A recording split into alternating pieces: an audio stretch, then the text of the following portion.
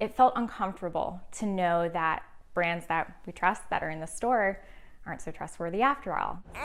Yeah. Carlene Thomas was pregnant with her first child when that trust was shattered. Congress had dropped a bombshell report detailing what it called dangerous levels of lead, arsenic, and cadmium in legacy brands of baby food like Gerber and Beech-Nut. The Food and Drug Administration reacted, saying the agency takes exposure to toxic elements in food extremely seriously, especially when it comes to the most vulnerable in the population. But Spotlight on America discovered the agency, calling it a high priority, failed to act when the issue first appeared on its radar. We did that work in 2017, and it's been 4 years. Dr. Sean Callan is a toxicologist and neuroscientist. He led the team at Denver's Ellipse Analytics that did the first comprehensive tests of hundreds of baby food brands in 2016. We did see, in some cases, pretty significant contamination. Callan's lab partnered with the nonprofit Clean Label Project, led by Jackie Bowen, and released their findings. I didn't expect to see as many heavy metals as we observed. Within 24 hours of that release, on October 27, 2017, the FDA set up a conference call, inviting 9 of its staffers, including some of the highest officials in the agency, to talk with Callan and Bowen. The two hoped this meant the FDA would act on the findings. People, senior leadership, PhDs, MDs, all looking to kind of learn more about our investigation and our findings. And you were both on that call. Yes. And how did it go? That call ended up being less about what can you do and more about is what we, Ellipse and Clean Label Project, what we were telling them, trustworthy or believable. And that, that obviously can be disappointing because you're hoping to move past that and get to the conversation around the solution. And that is not what happened. Instead, says Bowen, the agency went dark. The FDA confirmed that the call happened, but told Spotlight on America that although they requested access to the data, methods, and other specific details about the study, they claim that information was not provided.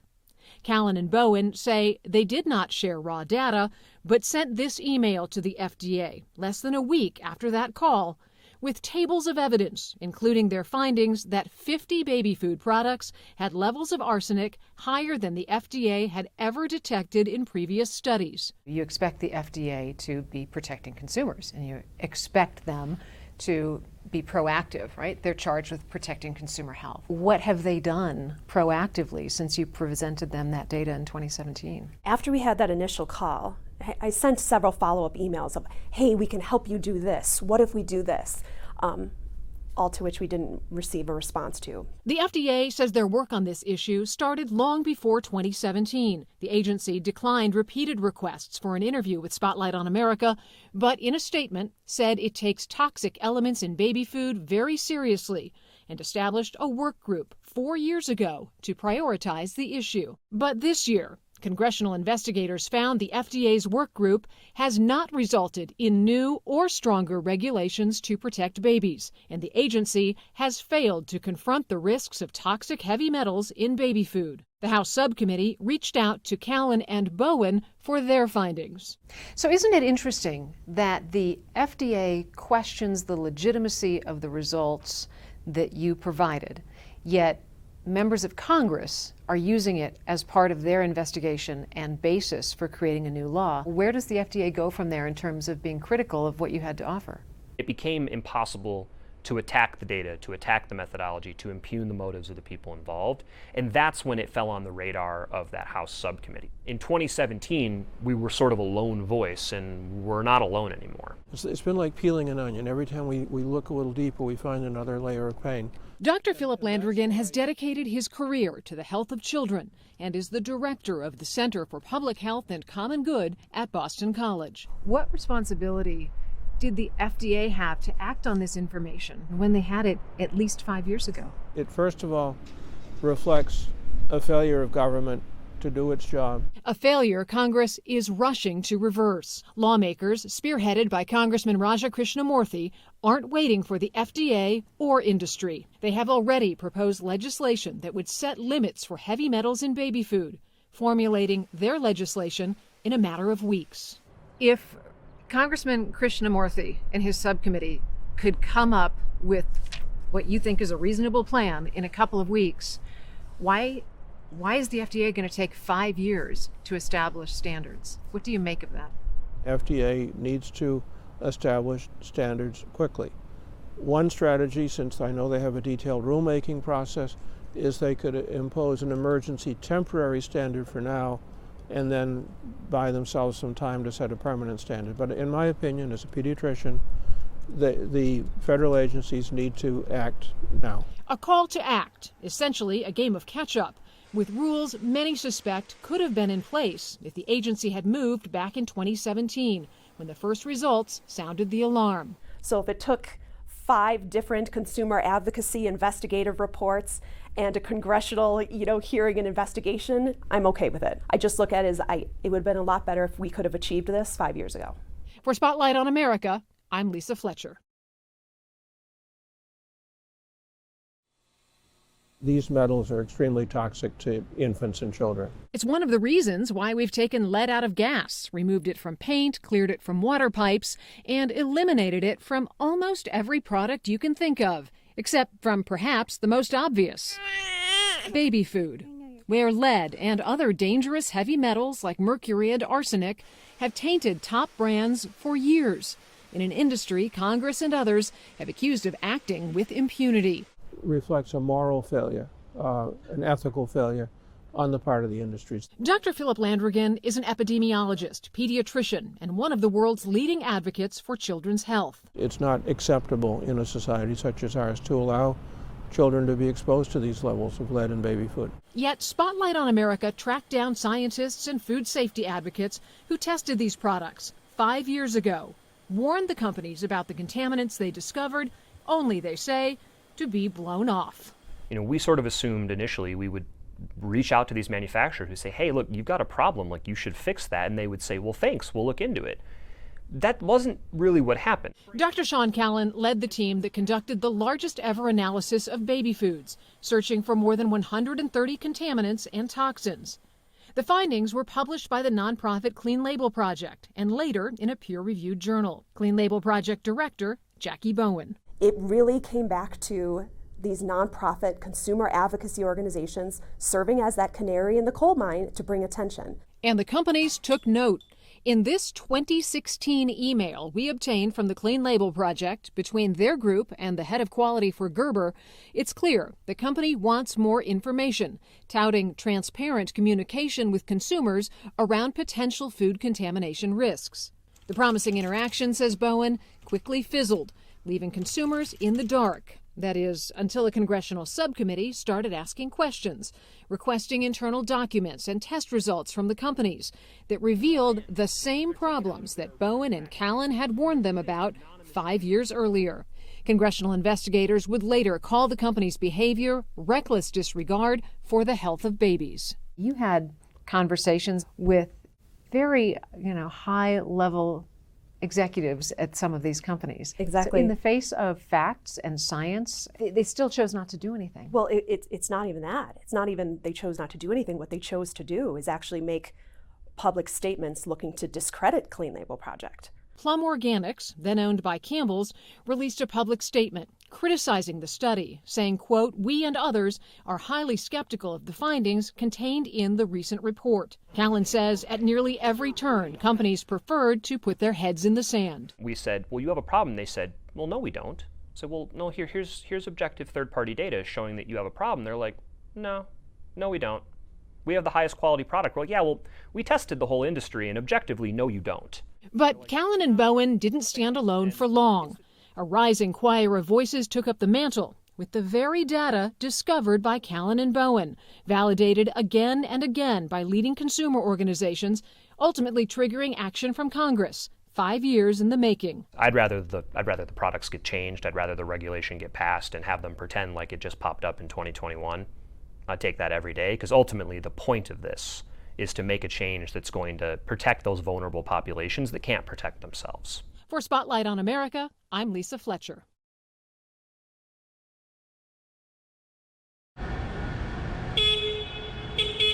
Feeding babies is big business. But for Nature's One CEO Jay Hyman, The mission is less about profit and more about purity. You're a successful CEO, but in some ways, do you see yourself as an activist? Probably more of an activist, I guess, than a CEO. Probably more of an activist than anything. At a time when it matters more than ever. An explosive congressional report recently found big-name foods like Gerber and Beech-Nut contain significant levels of arsenic, lead, and cadmium, which can seriously harm a developing brain. In the aftermath, baby food makers and the Food and Drug Administration have rolled out lengthy plans that will take years to even reduce heavy metals, when the blueprint is just a few hundred miles away at Hyman's facility outside Columbus, Ohio, where his baby formula regularly tests zero for contaminants. My oldest son with cystic fibrosis had some very specific challenges for nutrition. It was more important for him to be finding good sources of caloric intake and nutritional type products. Some people might hear that and think, well, you had a really special, unique circumstance. You had a child that had very critical medical needs. But for everybody else, everything on the market, it's kind of the same. It's good enough. Is it good enough? Answering as a parent, good enough is never in our vocabulary. For Jay Hyman, the key to making baby formula free of contaminants starts in the lobby. You have to suit up, scrub your hands, even sterilize the bottom of your feet. The entire place is meticulously sanitized, ceiling to floor, so no harmful contaminants can seep in. We have more insight into every ingredient, almost every particle that's going through the facility than these big, huge companies that are making millions of pounds a week.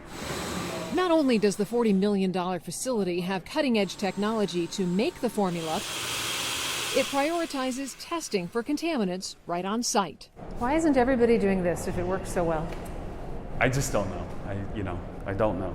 You can always control for contaminants. Yes, we can always control contaminants.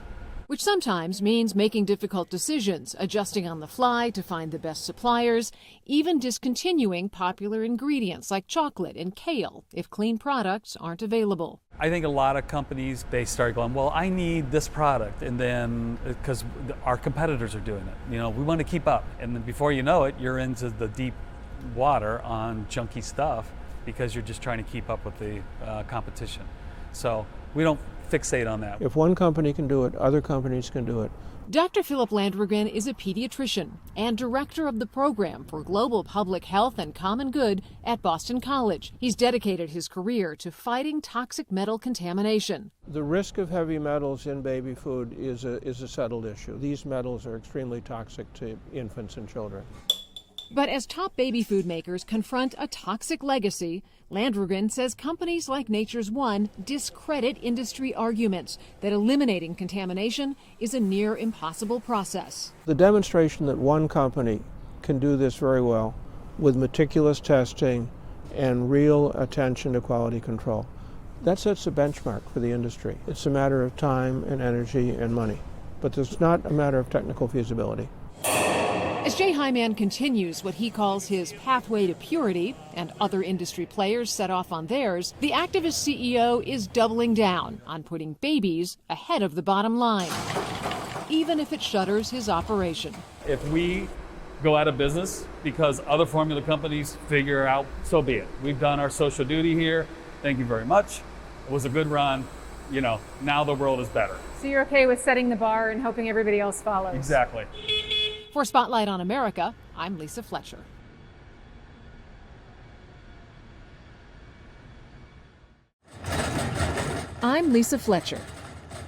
It's a stunning reality for families. The jars, pouches, and boxes that line grocery store shelves may contain the same harmful heavy metals banned from paint and found in pesticides: lead, arsenic, mercury, all discovered in popular baby foods.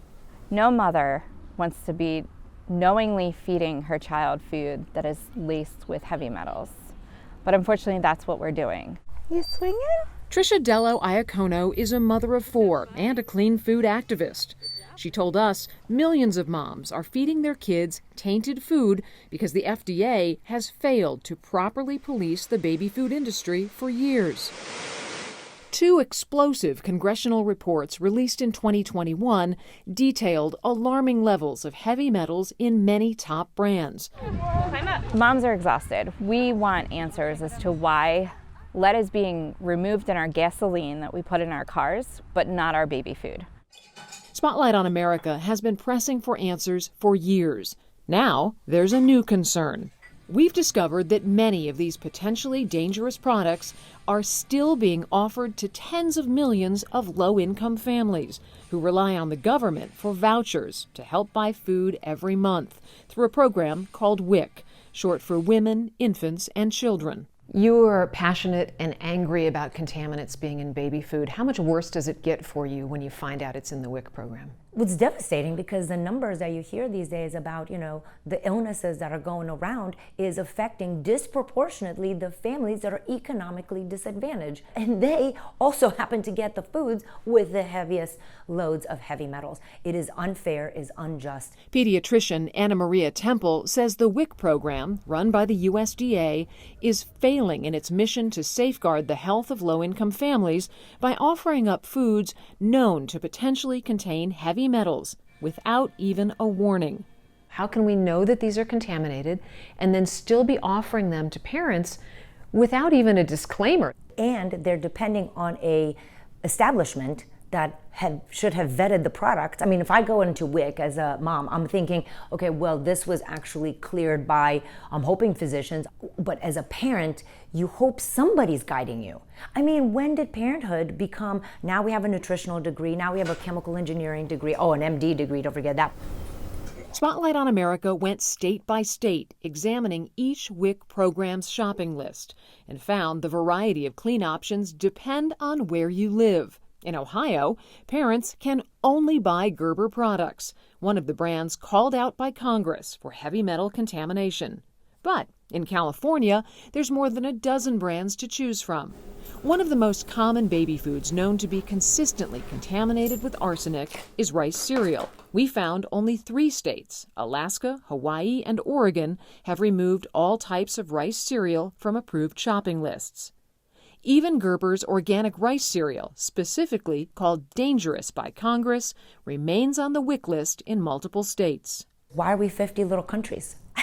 Every day I'm kind of like, I don't understand. Why are the rules different in North Carolina than South Carolina? That doesn't even make sense. Having a general idea and general expectation across the country will then help the states that are struggling rise, and so we can all be on a same level playing field.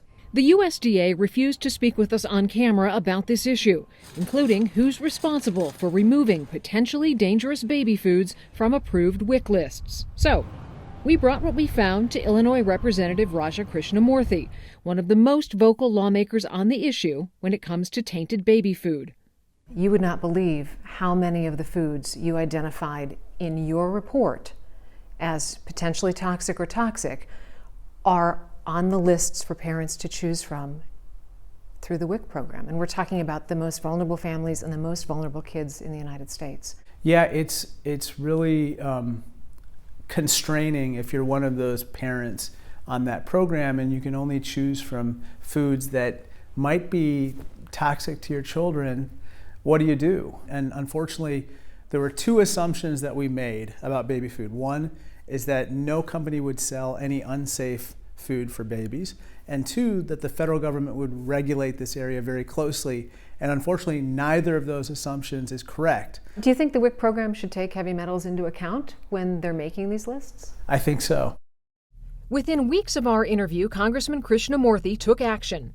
He asked the USDA to take steps immediately to protect babies by removing rice cereal from all WIC shopping lists, promoting more variety in what's available, and quickly providing him with a detailed briefing of their progress. Some members of Congress will take up an issue and then do what they can and move on. And that's clearly not what you're doing here. You've taken this up and you're doggedly holding on to it. Oh, yeah. How long are you going to hold on to this? Until we resolve it. It's just that important because our babies and our children, they don't give campaign contributions. They don't vote. We have to be the ones that speak out for them. We have to be the ones that take care of them and be their voice in Congress.